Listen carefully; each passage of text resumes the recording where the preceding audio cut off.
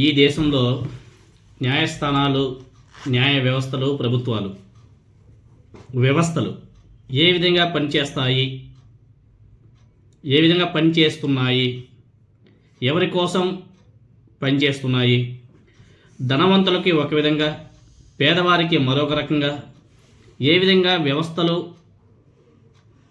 ప్రభుత్వాలు పనిచేస్తున్నాయి అన్నదానికి చాలా ఉదాహరణలు ఉన్నాయి. కానీ రీసెంట్గా గీతం యూనివర్సిటీకి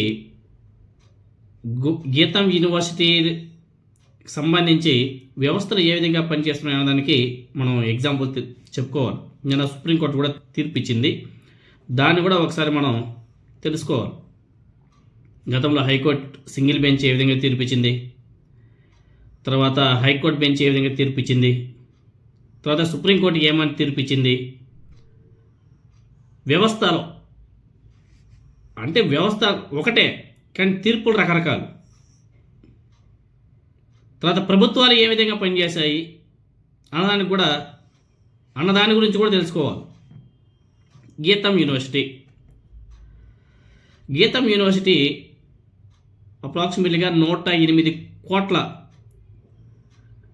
కరెంటు బిల్లు కట్టకుండా ఆపేసింది. 108 కోట్లు. తెలంగాణ ఎస్పీడీసీఎల్ సంబంధించి ఎవర్విన్ హైదరాబాద్లో ఉన్నటువంటి గీతం యూనివర్సిటీ 108 కోట్ల బిల్లును కట్టకుండా ఆపేసింది. ఇక్కడ పాయింట్ నెంబర్ 1, 108 కోట్లు బిల్లు క్రియేట్ అయ్యేంత వరకు, బిల్ జనరేట్ అయ్యేంత వరకు డిపార్ట్మెంట్ వాళ్ళు ఏం చేస్తున్నట్టు? ఏ నెలకు ఆ నెల బిల్లు కట్టకపోతే కట్ చేసేస్తే సరిపోతుంది కదా.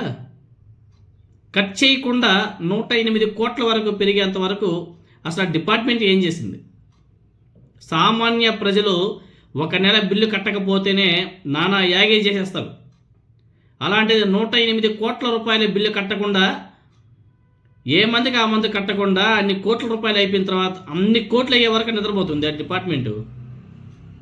పాయింట్ నెంబర్ 1 అది అనుకుంటే, ఈ 108 కోట్లు చెల్లించాలని చెప్పేసి తెలంగాణ ఎలక్ట్రిసిటీ బోర్డు గీతం యూనివర్సిటీకి నోటీసులు పంపించింది. దాని మీద వాళ్ళు హైకోర్టుకి వెళ్ళారు.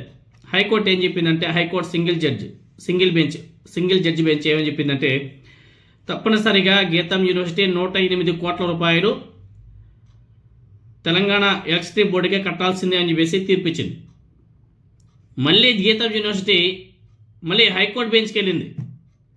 హైకోర్టు బెంచ్కి వెళ్తే వాళ్ళు హాఫ్ అమౌంట్ అంటే 54 కోట్లు చెల్లించాలని చెప్పేసి తీర్పిచ్చింది. 54 కోట్లు అంటే 108 కోట్లు హాఫ్ అమౌంట్ 54 కోట్లు చెల్లించాలని చెప్పేసి గీతం యూనివర్సిటీకి చెప్పింది. వాళ్ళ అంతటితో కూడా సాటిస్ఫైడ్ కాల గీతం యూనివర్సిటీ వాళ్ళు. మళ్ళీ వాళ్ళు సుప్రీంకోర్టుకి వెళ్ళారు. సుప్రీంకోర్టు తీర్పు ఇచ్చింది 15 కోట్లు చెల్లించండి అనేసి. 108 కోట్లకు 15 కోట్లు అంటే 15 క్రోర్స్ మాత్రమే చెల్లించండి అని చెప్పేసి సుప్రీంకోర్టు తీర్పు ఇచ్చింది. ఒక సామాన్యుడికి ఇదే విధమైన న్యాయం దొరుకుతుందా? ఒకసారి ఆలోచన చేయండి. ప్రభుత్వానికి కట్టే బకాయిలు అనేసి స్పష్టంగా ప్రభుత్వం చెబుతున్నప్పటికీ తీర్పులు ఇన్ని రకాలుగా ఉంటే ఒక న్యాయం ఎలా బ్రతుకుతుందో ఒకసారి ఆలోచన చేయాలి. ప్రభుత్వం అండి ప్రజల సొమ్ము అండి. ప్రజల యొక్క సొమ్ముని ప్రైవేట్ వ్యక్తులు తినేస్తుంటే దాంట్లో 3 రకాల తీర్పులు వచ్చాయి. ప్రభుత్వం అంటే ఏంటి? ప్రజల సొమ్మే కదా. 108 కోట్ల రూపాయలు. చూడండి ఎంత అధ్వానంగా పనిచేస్తున్నాయంటే ఇంక మనం దాని గురించి మనం ఏం చెప్పలేం. గీతం యూనివర్సిటీ 4 వారాల్లో 15 కోట్ల విద్యుత్ బకాయిలు కట్టాలని చెప్పేసి సుప్రీంకోర్టు ఆదేశించింది. బకాయిలకు తమకు సంబంధం లేదని చెప్పేసి బీబీసీ ఫెర్రో అలైస్ కంపెనీకి సంబంధించినవని గీతం యూనివర్సిటీ వాదించింది. అదేవిధంగా తెలంగాణ టీజీఎస్పీడీసీఎల్ తెలంగాణ విద్యుత్ డిస్కమ్ ఏదైతే ఉందో ఆ రెండు ఒకే గ్రూప్కి సంబంధించినవి కాబట్టి గీతం యూనివర్సిటీ చెల్లించాలని చెప్పేసి వాదన, దాన్ని తెలంగాణ హైకోర్టు సింగిల్ జడ్జి తేల్చాలని చెప్పేసి సుప్రీంకోర్టు కూడా తెలంగాణ హైకోర్టుకే ఇచ్చే వాళ్ళ అకౌంట్లోకి వేసేశారు. అంటే మీరే తీర్పు ఇవ్వమని చెప్పేశారు.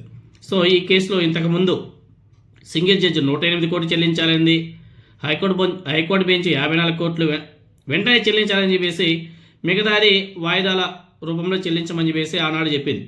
కానీ ఇప్పుడు సుప్రీంకోర్టు 15 కోట్లు మాత్రమే వెంటనే చెల్లించమని చెప్పేసి అంటుంది. అసలు 108 కోట్ల బకాయిల వరకు విద్యుత్ డిస్కంలో ఏం చేస్తున్నాయి, ఏం చేస్తుంది, అంతవరకు నిద్రపోతుందా, గుడ్డి గుర్రానికి పళ్ళు ఏమైనా దోముతుందా అనేసి అందరూ కూడా ఏకరవ పెడుతున్నారు, కామెంట్ చేస్తున్నారు. ఇదే ఒక సామాన్యుడు 2 నెలల బిల్లు కట్టకపోతే విద్యుత్ కనెక్షన్ తీసి పడేస్తారు, కట్ చేసి వెళ్ళిపోతారు. పల్లెటూరులో అయితే ఇంకా ఘోరం, కట్ చేసి వెళ్ళిపోతారు. రండి రాబాయ్ మీరు ఆఫీస్కి అని చెప్పేసి 2 నెలల బిల్లు మళ్ళీ ఎక్కువ ఉండదు. మహా అంటే 300, 400, 500 ఉంటుంది అంతే, దాని మించి ఎక్కువ ఉండదు. విద్యుత్ కనెక్షన్ కట్ చేసి వెళ్ళిపోతారు. 2 నెలలు అక్కడ 500 రూపాయలు, ఇక్కడ 108 కోట్ల రూపాయలు.